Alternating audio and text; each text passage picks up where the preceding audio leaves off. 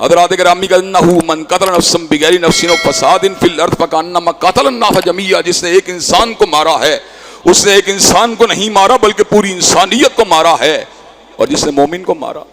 जिसने दीन के दाई को मारा, जिसने दीन के प्रचार करने वाले को मारा है, वमन यक़्तुल मुअमिनन मुतअम्मिदन फजज़ाउहु जहन्नम खालिदन फ़ीहा व ग़ज़िबल्लाहु अलैहि व लअनहु व अद्द लहु अज़ाबन अज़ीमा, जो किसी मोमिन को जानबूझ के मारेगा फजज़ाउहु जहन्नम, उसका ठिकाना जहन्नम की आग है, खालिदन फ़ीहा, हज़रात गिरामी कदर उसके अंदर लंबा अरसा क़याम करेगा, वह ग़ज़िबल्लाहु अलैहि, अल्लाह के ऊपर गज़ब होगा, वह लानहु, अल्लाह की उसके ऊपर लानतें होगी, व अद्द लहु अज़ाबन अज़ीमा, अल्लाह ने उसके लिए बहुत बड़े अज़ाब को तैयार कर दिया।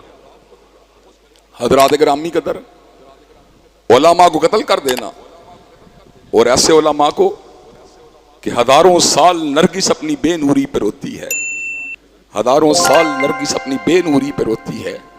बड़ी मुश्किल से होता है चमन में दीदावर पैदा। हज़रात गिरामी कदर जो उलमा हमसे दूर हुए अभी तक हमें उनका मुतबादिल नहीं मिला।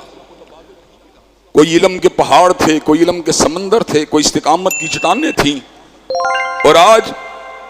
उनकी जगह हम ऐसे कमजोर बेबस कम इल्म कम फहम लोग मिंबराने रसूल के ऊपर मौजूद हैं। लेकिन हज़रात गिरामी कदर एक वक्त वो भी आएगा